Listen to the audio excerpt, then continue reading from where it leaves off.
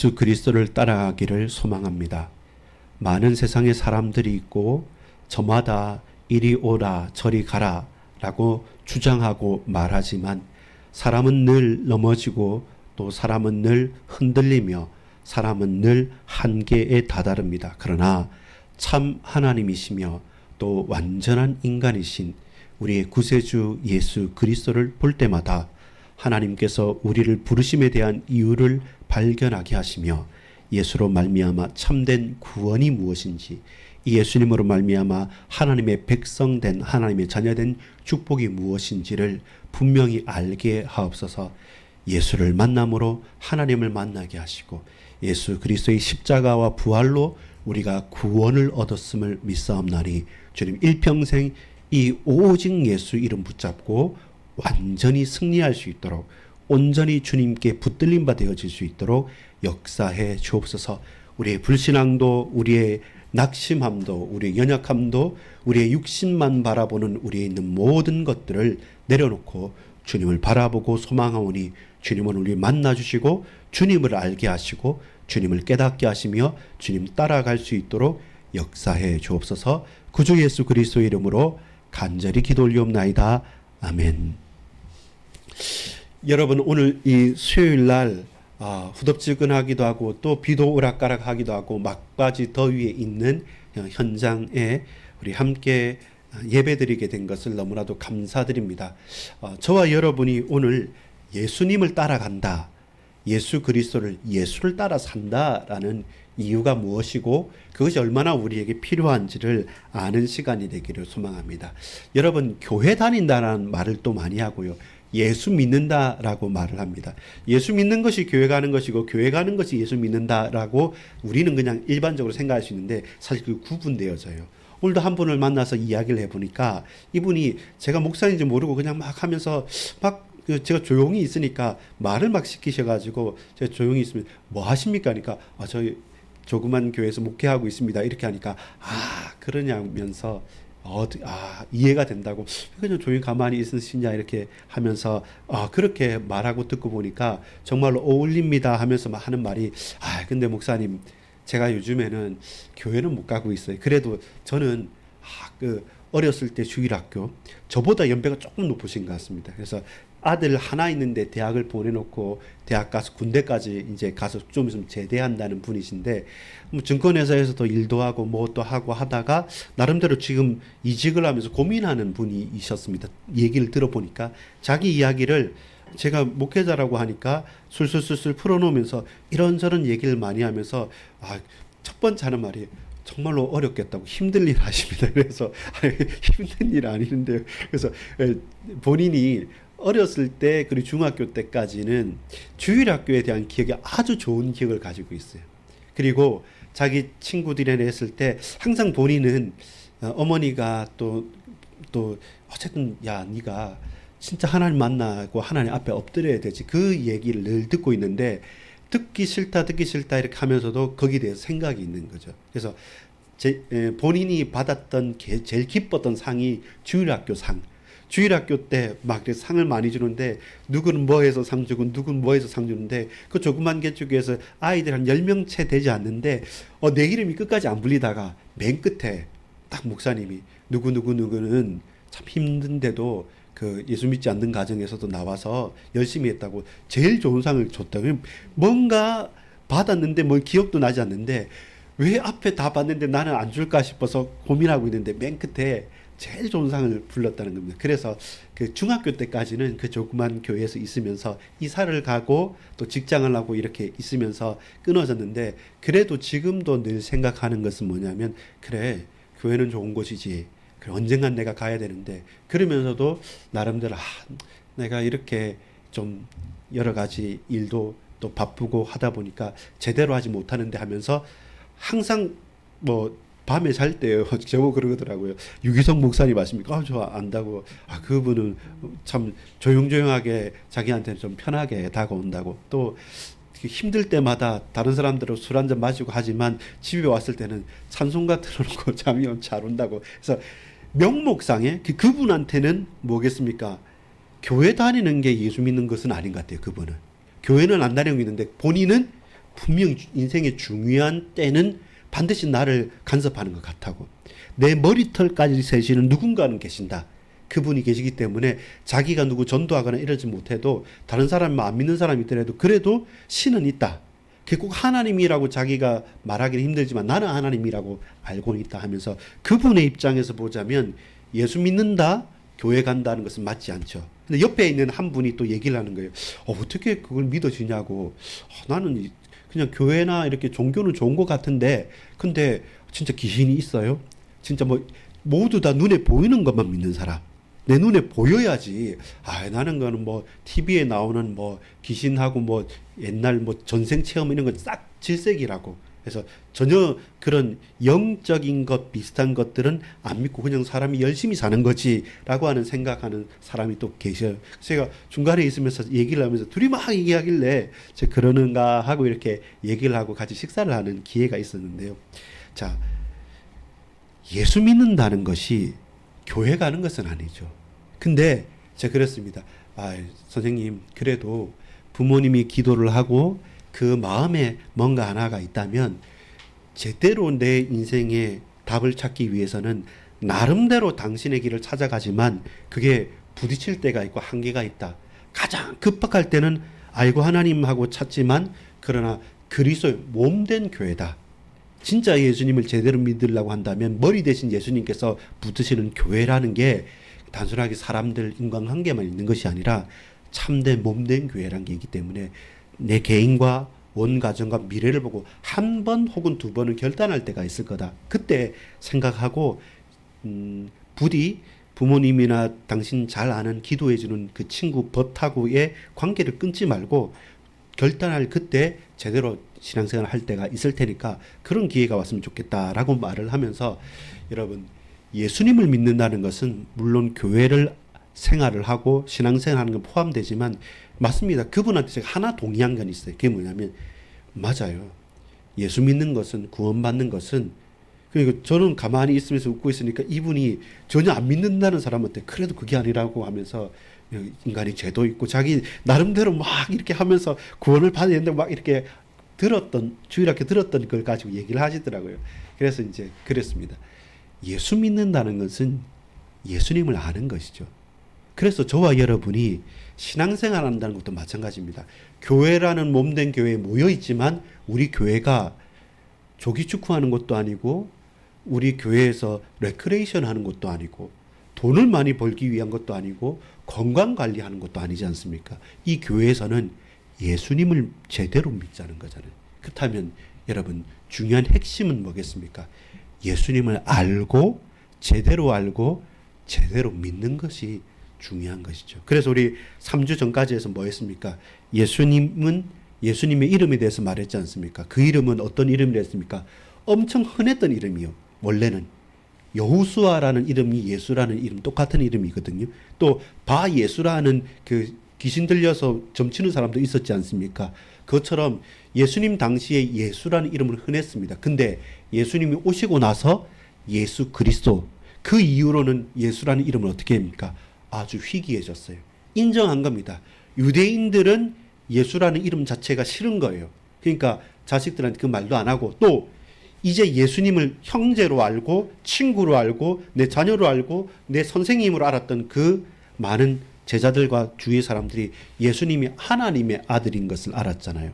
메시아임을 알았잖아요. 그러니까 그 이름을 예수라 칭하기가 쉽지 않았던 거죠. 그래서 그전에는 영이, 철이, 철수 이렇게 흔했던 이름인데 예수님께서 그리스도로 오시고 난 다음에는 예수 이름을 아무나 붙일 수 없죠. 그래서 아주 흔했던 이름이 딱 예수님 공생의 이후로 그 다음부터는 희귀한 이름이 됩니다. 희귀한 이름이 됩니다. 저와 여러분이 아무리 그리스도가 좋다고 해서 박그리스도, 서그리스도, 차그리스도 이렇게 하겠습니까?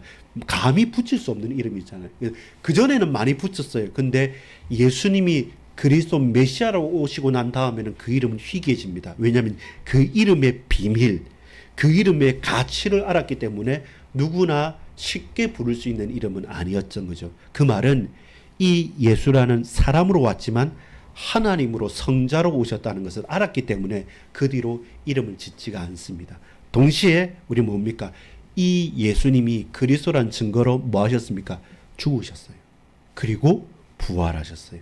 우리가 예수님을 구세주로 믿는 것은 성경대로 오셔서 성경대로 죽으시고 성경대로 살아나셨다는 예수님의 생애 전체를 보고서 야, 이분은 말씀 그대로 이루신 죽고 사시고 십자가와 부활로 우리의 구세주가 되셨구나라는 사실들을 우리가 봤기 때문에 많은 사람들이 이 사실을 외면하고 날조하고 바꾸고 거짓말을 해도 그 십자가와 부활의 증인들이 많기 때문에 그걸 부인할 수가 없는 거죠. 그래서 부활을 체험하고 난 다음에는 베드로가 그전에는 뭐 했습니까? 도망갔지 않습니까?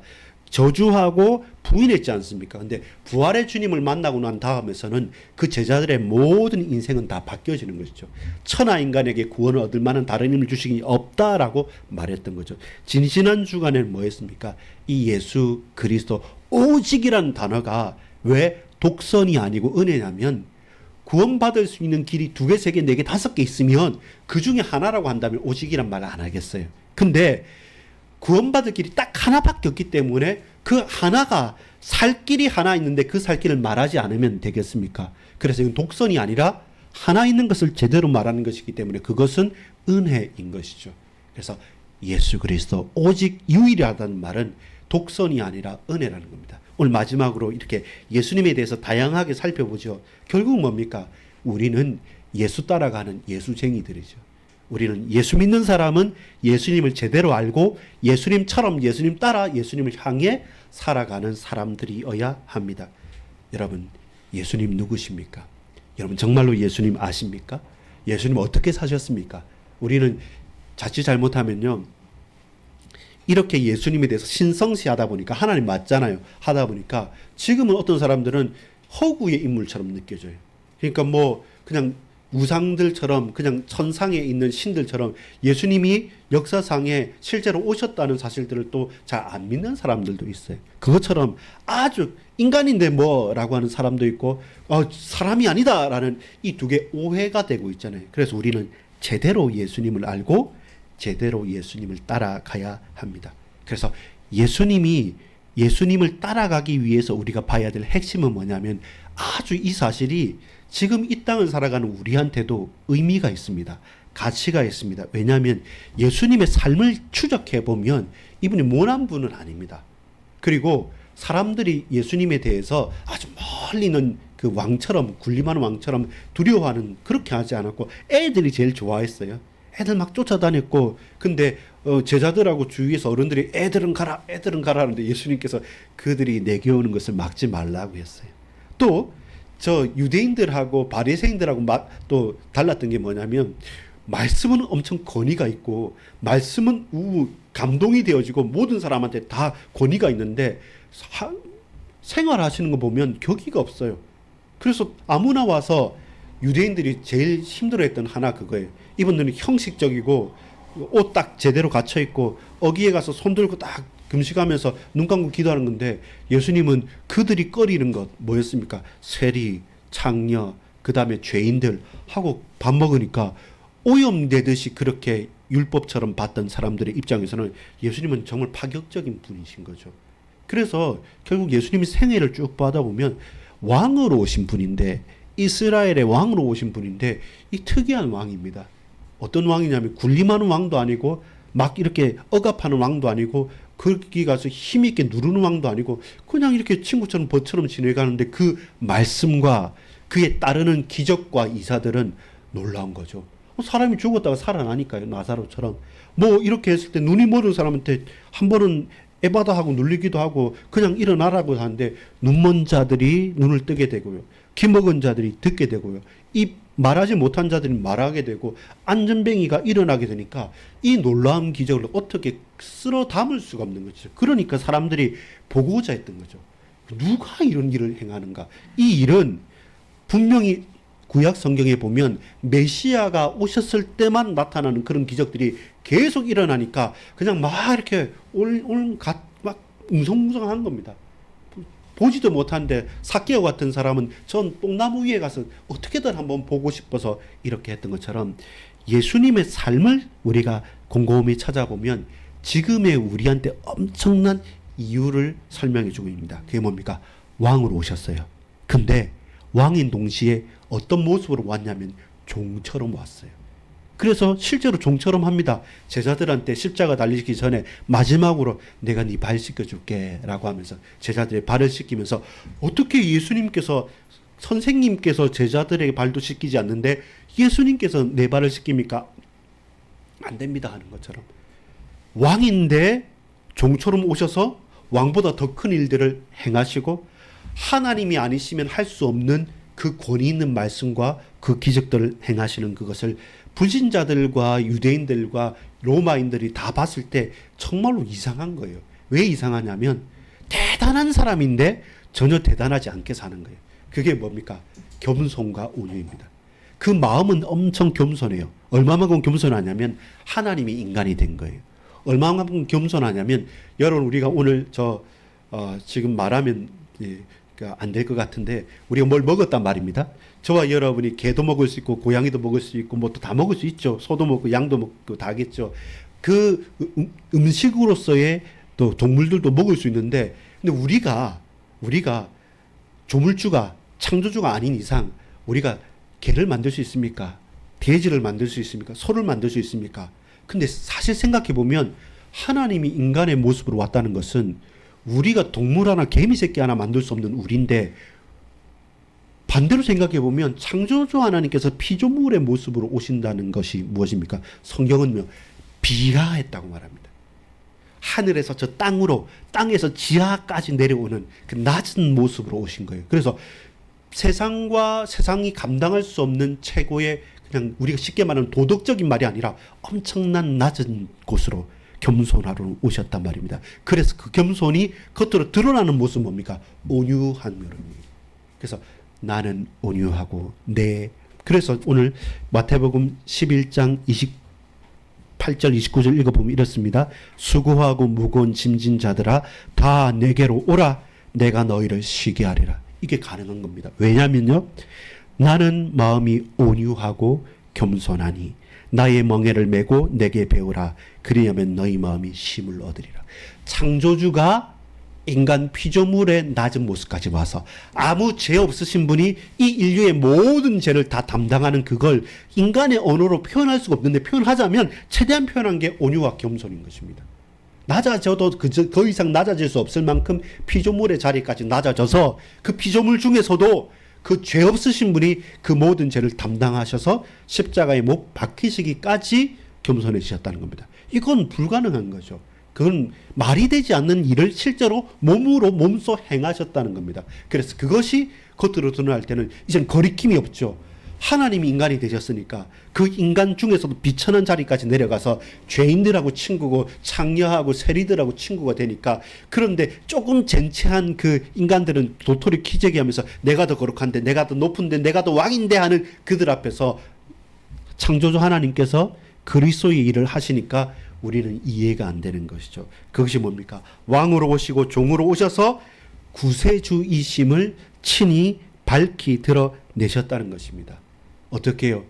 몸으로 드러내신 것은 십자가에 죽으시고 그 몸이 새롭게 부활하신 것이고, 복음이라고 할 때 예수님의 행하심과 예수님의 가르치심이에요. 이 복음이란 게 그냥 예수 그리스도 외치는 게 아니라, 복음 자체가 뭐냐면 가장 기쁜 소식이잖아요. 뭐가 가장 기쁜 소식입니까? 예수님이 오셨다는 사실.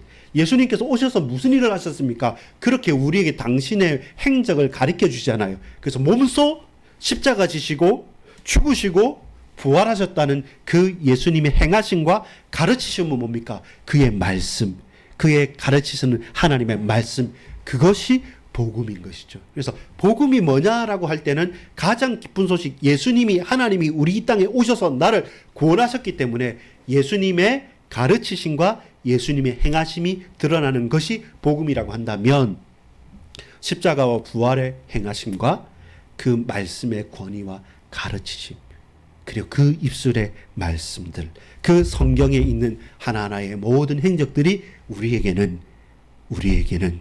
구원받고 영광 돌릴 수 있는 최고의 증거가 되는 것이죠. 그래서 예수님의 인생을 전체로 봤을 때는 그 개인적으로는 겸손하게 하셨습니다. 이 우리의 한계의 표현이죠. 이 겸손보다는 죽으심과 낮아지심입니다. 사실은 아주 비교할 수 없을 정도로 낮아진 거죠. 우리가 돼지를 위해서 죽을 수 있습니까? 개미를 위해서 죽을 수 있습니까? 안 죽잖아요. 근데 그보다 더하게 하신 거죠. 우리 만들 수 없는 그 존재를 위해서 당신께서 친히 죽으셨을 만큼 낮아지셨고, 그것이 싹 드러나잖아요. 어떻게 해요? 온유함으로 드러나는 겁니다. 겸손이 온몸으로 드러나는 것은 온유함입니다. 자, 이사야서 42장을 한 번 더 볼게요. 2절에 보면 그는 외치지 아니하며, 많은 사람들은 외칩니다. 목소리를 높이지 아니하며, 왕들은 목소리를 높이겠죠. 그 소리를 거리에 들리게 하지 않으며, 고래고래 소리 지르면서 내가 여기 있다 말하는데 조용조용히 조곤조곤하게 말하지 않으시고, 신음하는 자에게 가셔서 그 귓가에 당신의 음성을 말하는 거죠. 큰 폭풍우 가운데 있지 않고 세미한 음성 가운데 우리의 마음에 찾아오셔서 우리를 어루만지시는 것입니다. 상한 갈대를 꺾는 자들이 많은데 그 상한 갈대를 꺾지 않고 꺼져가는 등불을 후 불어 꺼뜨리는데 그 꺼져가는 등불조차 끄지 않고 진실로 정의를 행하시는 것이죠. 그분이 어떤 분이냐? 가장 낮은 종의 모습으로 오셔서 모든 것들을 다 살리신 분이란 겁니다. 그래서 저와 여러분 한마디로 뭡니까? 하나님께서 인간의 모습으로 낮아지셔서 하나님이 오셨다는 겁니다. 그래서 이 예수가 바로 그리스도로 우리에게 오셔서 우리를 구원해 주시는데 어떤 모습으로? 가장 겸손하고 가장 온유한 모습으로 우리에 오셨기 때문에 우리가 뭐 할 수 있습니까? 두렵게 보는 게 아니죠. 우리가 뭐 대통령 한 분 만나고 어떤 다른 나라에 왕 있는 나라에 갈 때마다 막 이렇게 검사도 하고 어렵게 하잖아요. 예수님은 예수, 오직 예수, 주님, 아버지 하고 부르짖으면 나보다 나를 더 잘 아시는 그 주님께서 내게 찾아오셔서 내가 부르짖기만을 노심초사 계속 기다리고 있는 것처럼 우리를 붙들어 주신다는 겁니다. 그게 예수님의 온유하신 성품인 것이죠. 그 주님을 이 땅에서 닮아 가져야 됩니다. 우리가 예수 믿고 산다는 게 그냥 자기만 알고, 주로 많은 기독교 분위기 그거예요. 저끼리 잘 먹고 잘 사는 사람들, 이기적이고 그냥 복만 달라고 하고 뭔가 자기들끼리 모여서 노래도 하고 자기들끼리는 좋은데 세상하고는 전혀 관계없고 자기들끼리만 좋은 거. 절대로 예수님의 모습은 그게 아니에요. 격이 없이 다 받아요. 차라리 강한 자들한테는 더 강하게 했어요. 그래서 뭐합니까? 이 독사의 자식들아 하면서 그렇게 온유한 분이 욕까지 합니다. 센 욕을 하죠. 그리고 상도 없습니다. 확 엎은 어디에서 없습니까?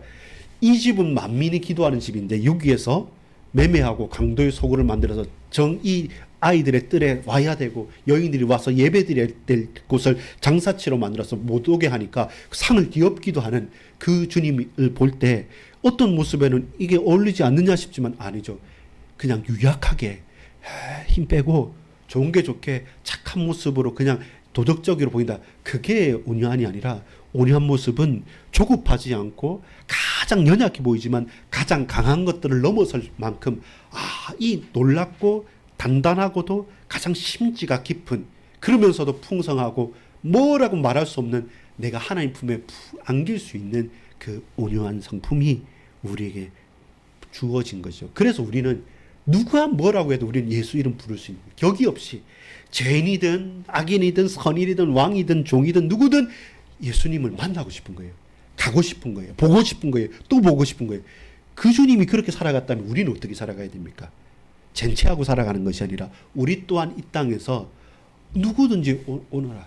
누가 와도 같이 밥 먹자. 같이 대화하자. 같이 놀자. 같이 찬양하자 하면서 환영하고 환대할 수 있는 게 예수 믿는 사람의 모습이 맞아요. 그래서 아까 만났던 두 분도 그래요. 교회는 좋은 것 같다고. 감사합니다. 그렇게 봐주니까. 하도 요즘에는 뭐래저래 말이 많아서 고민되는데 그래도 좋게 봐줬다니 좋고, 그러면 다음에 또 만나면 나도 그렇게 좋은 인상 남기고 싶다면서 혹시라도 제가 늘 하는 말이니까 제가 도울 일 있으면 말하도 말해주세요 하고 빠빠이 하고 이렇게 헤어지긴 했는데요. 여러분, 도덕적인 의미로서 뭐 좋게 좀 착하게 힘 빼고 눈에 힘 빼고 그냥 조용조용하게 있는 것이 아니라 목에 칼이 들어와도 굽히지 않는 온유함이 있어요. 뭔가 다 주장할 수 있고 다 요구할 수 있는데 근데 자신을 꺾어버리고 겸손하게 무릎 꿇으면서 가장 낮은 사람도 높일 수 있는 그 온유함이 있어요. 그래서 예수님께서 십자가를 마다하지 않는 겁니다. 그래서 그 무한한 영광과 그 부활에서도 우리를 구분하거나 차별하면서 우리를 돌리지 않으시고 모든 사람을 다 감싸 안아주는 겁니다. 우리도 그런 예수님 따라가야 됩니다. 그래야지 사람이 감동을 해요. 그래야지 사람이 변화가 실제로 일어나고, 그래야지 진정으로 마음이 움직이는 것이지, 논리를 가지고 이게 맞다 저게 맞다 아무것도 사실 그렇지 않아요. 그 논리로 그것은 더 똑똑한 사람들 얼마나 많습니까? 그렇게 따지는 것이 아니라 하나님의 은혜로 우리에게 와 있는 믿음으로써 나가는 것이죠. 자, 이 온유라는 게 왜 중요하냐면 온유한 자에게 약속하신 게 있습니다. 그게 뭐냐면 땅이기 때문에 그래요. 여러분, 구약의 한 가지 이야기가 무슨 이야기인지 압니까? 땅 이야기였어요. 땅. 한국 사람 땅 좋아하고 집 좋아하는 것처럼 이스라엘 백성도 하나였습니다. 가나안 땅 가라는 겁니다. 아브라함 꺼내서 내가 약속한 땅으로 가라는 거고, 그 가나안 땅에서 뭐 해야 됩니까? 하나님을 예배하고 찬양해야 되는데 이 사람은 도저히 믿지 않아요. 그래서 뺑뺑이 돌리다가 예루살렘에 딱 뭐합니까? 성전을 짓고 이제는 제대로 여기에 집중해라는 겁니다. 가나안 땅에서만 하나님 바라봐도 되는데 안 바라보니까 더 집중하도록 그 땅에 성전을 세우는 거죠. 근데 뭡니까? 그 땅에서 성전 껍데기만 보고 안에 진짜 하나님 놓쳐버리니까 바벨론 포로로 끌려가면서 그 땅이 해파되죠. 그러면서 어디입니까? 저 멀리 보내버리는 거죠. 아니, 이 가나안 땅에 있으면 살 것 같은데 가나안 땅에서 끌려가는 거죠. 말씀이 없으면 끌려가는 겁니다. 포로로 가는 거고 속국으로 넘어가는 거고 노예로 사는 거죠. 그래서 구약의 마지막 이야기는 뭡니까? 다시 또 회복되는 이야기. 스가랴서 우리 새벽 기도하는 거는 뭡니까? 다시 와서 성전 짓고 성벽 지으라는 얘기. 그래서 구약은 하나 이야기입니다. 땅 찾으라는 겁니다. 가나안 땅 가고 가나안 땅에서 떠났다가 다시 회복하고. 그래서 온유한 자를 뭐라고 합니까? 내가 이 땅을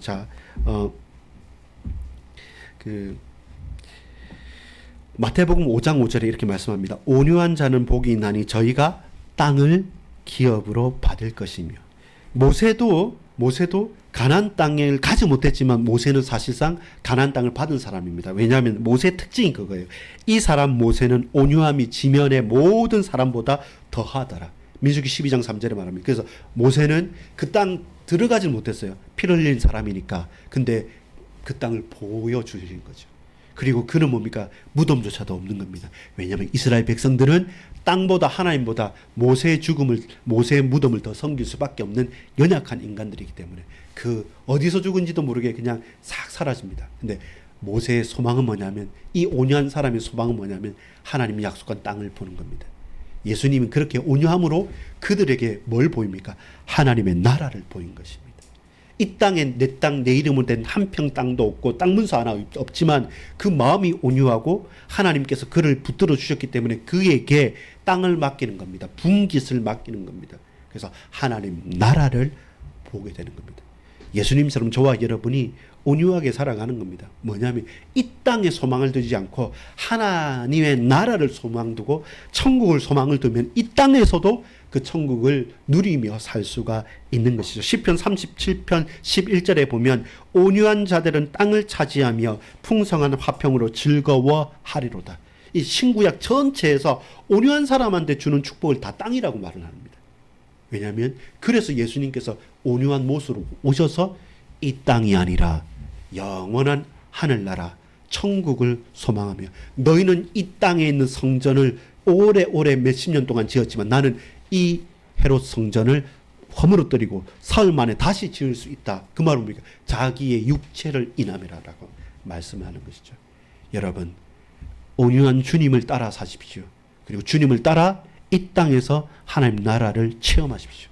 여러분, 내 이름으로 된 한 평 땅도 없고 땅 문서가 집 문서도 없다고 할지라도 아무 관계 없습니다. 여러분이 온유한 주님을 따라서 산다면, 그 말씀과 그 행하심을 붙들고 복음대로 살아가는 복음의 사람이 맞다고 한다면 우리 마음에, 우리 심령에, 저와 여러분의 걸음에, 우리의 손길에 주께서 맡기시는 겁니다.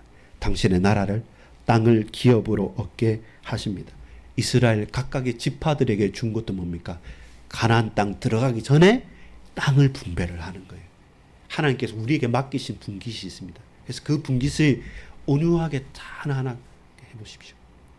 분명히 주께서 우리에게 베풀어 주시는 부분이 있을 겁니다. 결론을 맺겠습니다. 예수님이 누구신가에 대해서 우리가 계속 알아오면서 오늘 마지막에 제가 한번 마무리 짓고 싶었던 건 뭐냐면 예수님 따라 좀 살자는 겁니다. 이 땅에서 멋있게 설교하는 사람도 많고 대단하게 능력을 베푸는 사람도 많은데 근데 예수님처럼 사는 사람은 없고 예수님 같이 비슷하게 모양으로 따라가는 사람이 없어요. 그중에 내가 몇 개 뽑아서 이렇게 막 외치는 사람은 있지만 우리의 일생이 온유하고 겸손함으로 주님 따라 사는 겁니다. 그래서 누구든지 마다하지 않고 어떤 사람도 품을 수 있다면 그럼 뭡니까? 그 사람은 마음이 그 사람의 중심이 넓은 평수를 가진 거예요. 무슨 말인지 알겠습니까? 우리 마음이 좁고 우리 마음이 한계가 있고 가리기만 하고 빼쪽하게 서서 사람을 낯가림만 있다고 한다면 나하고 맞는 사람은 나하고 친한 사람만 있다면 그는 좁은 사람입니다. 결단코 온유할 수 없습니다. 주님 따라서 여러분 끝까지 겸손하게 그리고 온유하게 쓰임 받읍시다. 그러면 여러분 우리 반석교회에게 주신 분깃도 크고도 넓은 것이고 또 우리가 일평생을 걸어가면서 그렇게 닮아가는 것이죠. 그렇게 깨달아 살아가야지. 여러분 세상이 바라본 것처럼 그 욕심쟁이에 자기들만 알고 저그끼리만 좋아하는 그런 폐쇄적인 그런 공동체가 아닙니다. 우리는 누구든 어떤 사람이든 와서 함께 나누고 함께 먹고 함께 마시며 그리고 그 모든 것도 그 상처도 감싸 안으면서 주님 여러분을 만나면 정말 예수 믿는 사람이 이러냐라고 다시 한번 눈을 비비고 볼 만큼 마음이 시원케 되어지고 우리 주일 예배 말씀을 한번 되새겨 본다면 누구와 같은 사람? 두기구와 같은 사람. 그 사람은 어떤 사람? 온유한 사람이거든요. 그러니까 내 형편을 말하지 않아도 알고 그리고 그 가려운 부분 막혔던 부분을 탁 시원하게 터줄 수 있는 온유한 두기구 그리고 빌레몬 그리고 오네시모 그리고 바울 각각의 역할에서 결국 주님 사랑하고 주님의 사랑을 받았기 때문에 자기 자신을 내세우지 않고 온유하게 엎드려서 기도하고 겸손하게 하나님 따라 살아가는 겁니다. 여러분을 보면서 우리 주님이 더욱더 분명하게 드러나는 우리 반석의 모든 성도님들 다 되기를 소망합니다. 주를 따라 배웁시다. 그리고 주를 따라 살아갑시다. 그리고 여러분을 볼 때마다 예수님이 누군지 정말로 궁금해하면서 여러분을 따라 예수님의 온유하심을 깨닫는 우리 현장에 예비된 심령들을 만나는 우리 일평생 되어지기를 소망합니다. 온유와 겸손은 그리스도께서 의도적으로 드러내신 겁니다. 예수님께서 일부러 그런 모습을 드러내셨어요. 그리고 너희도 이렇게 살아라 라고 제자들에 말했고 제자들도 그 길을 쫓아갑니다. 근데 왜 우리는 이때까지 우리는 그렇게 살고 싶지 않습니까? 아닙니다. 그렇게 사는 게 복음적인 삶입니다. 온유함은 약한 것이 아닙니다. 온유하고 부드러운 것이 도리어 강하고 센 것들을 넘어서고 이기게 됩니다. 끝까지 지속적으로 쓰임받게도 됩니다. 조급하지 말게 하나님의 온유한 사람으로서 주님 맡기신 분깃 이 땅을 유업으로 얻고 여러분을 통해서 하나님 나라가 이 몸된 교회가 우리의 가정과 가문과 후대가 복 있는 복음의 사람 온유한 사람 예수 따라가는 정인으로 살기를 간절히 소망합니다. 그렇게 우리 작은 예수로 살아가는 저와 여러분 되기를 간절히 소망합니다. 기도하겠습니다. 아버지 하나님 우리에게 은혜를 베풀어 주옵소서. 우리가 내 뜻대로 세상의 방식대로 왕처럼 살아가는 것이 아니라 가장 낮은 자로 종처럼 왔지만 그러나 그 모든 왕이 할 수 없었던 만왕의 왕 되신 주님께서 우리를 구원해 주셨던 것처럼 하나님 겸손함과 온유함으로 이 복음의 사역이 예수님의 행하심과 예수님이 가르치신 가운데 이 땅을 기업으로 주소서. 하나님 나라가 우리 가정에 우리 교회에 우리 현장에 우리 후대들과 미래와 내가 하는 모든 현장에 성취되어질 수 있도록 하나님 온유하고 그리고 하나님께 겸손히 쓰임받는 하나님의 사람으로 우리 모든 권속들을 붙들어 주시고 치유하여 주시고 힘주시고 능력으로 역사해 주시옵소서. 구주 예수 그리스도 이름으로 간절히 기도 올리옵나이다. 아멘. 네, 감사합니다. 하나님 말씀을 생각하시면서